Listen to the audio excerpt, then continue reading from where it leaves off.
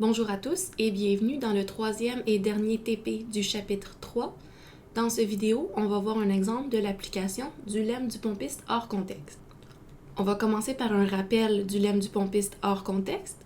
La grande différence entre le lemme du pompiste hors contexte et le lemme du pompiste régulier est que le lemme du pompiste régulier nous faisait pomper dans les P premiers caractères, alors que le lemme du pompiste hors contexte nous fait pomper dans P caractères consécutifs. Donc, voici le théorème. Pour un langage L hors contexte, il existe un entier P plus grand ou égal à 1, qu'on appelle la longueur de pompage, tel que pour tout mot W qui est dans le langage et qui est assez long, on peut décomposer le mot en 5 parties, U, V, X, Y et Z, avec VY, la partie qu'on va pomper, et pas le mot vide. V, X, Y est dans P caractères consécutifs, et pour tout entier I, on va pouvoir pomper I fois les mots V et Y, tout en restant dans le langage L. Donc, pour montrer qu'un langage n'est pas hors contexte, montrer que le lemme ne peut pas tenir est suffisant. On va faire un exemple d'une telle preuve. On va montrer que le langage L suivant n'est pas hors contexte. Le langage L à l'écran est le langage constitué des mots W, W renversé, W. On peut faire des exemples de mots qui sont dans le langage. Premièrement, est-ce que le mot vide est dans le langage? Le mot vide est égal à mot vide renversé, mot vide. Donc oui, il appartient au langage. On va faire un exemple de mot un petit peu plus compliqué. Disons 1, 0, 0, 1, 1, 0. Ce mot-là est dans le langage L parce que ici, on peut le séparer en 3 parties. 1, 0, 0, 1 et 1, 0. Et on a bien que ça fait W, W renversé, W. Un exemple de mot qui n'est pas dans le langage, ça serait quelque chose comme 1, 1, 1, 0, 0, 0. Il ne peut pas appartenir au langage puisqu'on ne peut pas le séparer en 3 parties avec le centre étant le renversé de la première et dernière partie. Pour montrer que L n'est pas hors contexte, on va supposer qu'il l'est et on va montrer que le lemme du pompiste hors contexte ne peut pas tenir. Si le lemme du pompiste hors contexte tient, alors on devrait être capable de trouver une façon de pomper tous les mots. Donc on doit trouver un mot pour lequel ce ne sera pas possible de pomper selon le lemme.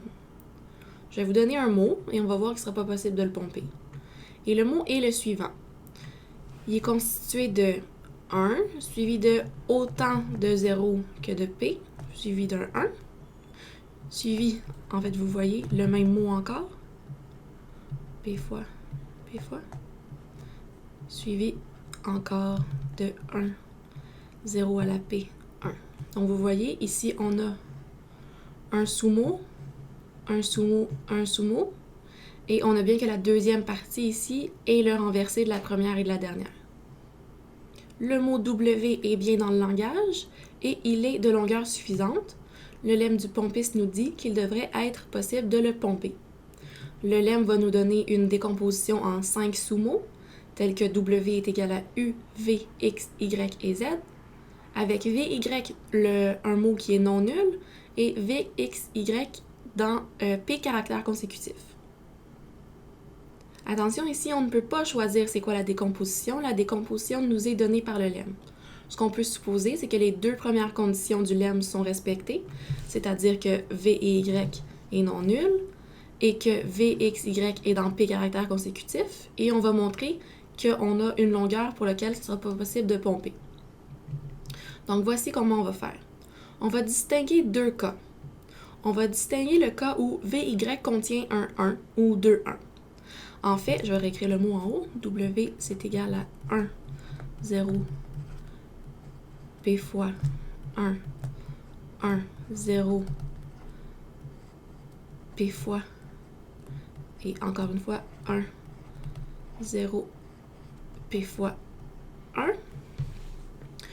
On pompe dans P caractères consécutifs, donc on va pouvoir pomper soit un 1 avec des 0, soit des 0 à gauche, des 0 à droite et des 1 au centre, et ainsi de suite.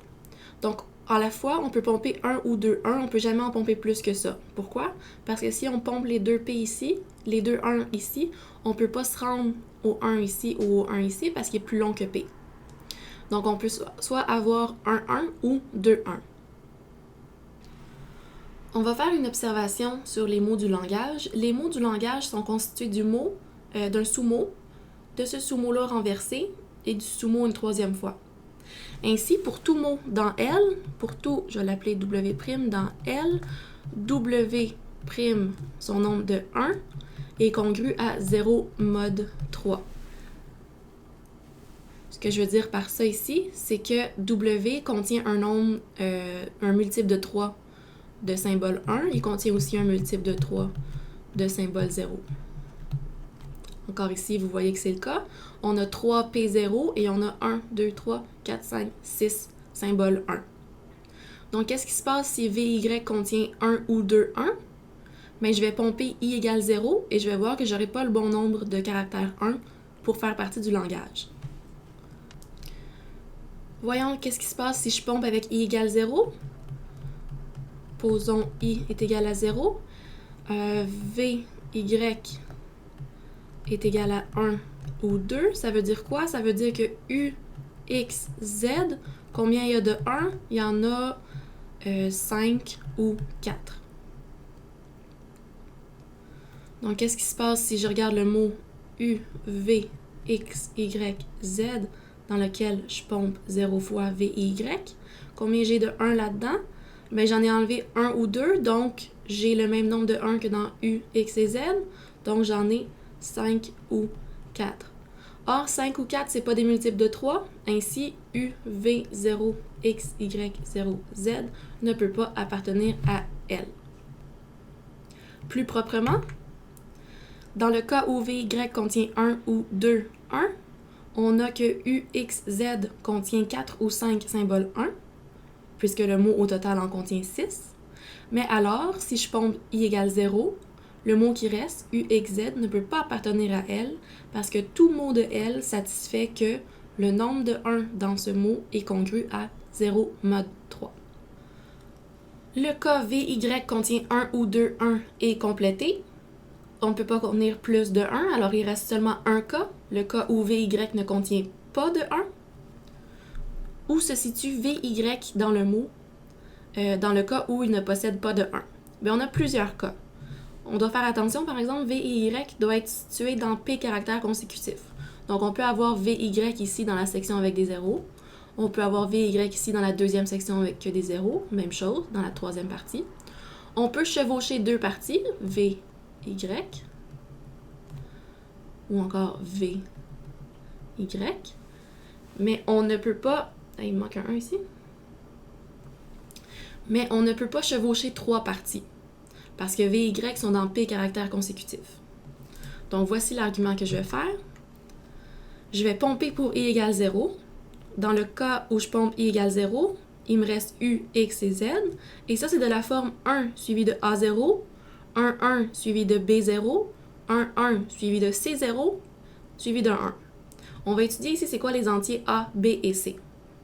Mais si j'ai pompé dans les deux premières parties, ou dans une seule des deux premières parties, alors j'ai que A ou B est différent de P, il va être strictement plus petit, et C est intouché, donc C reste P.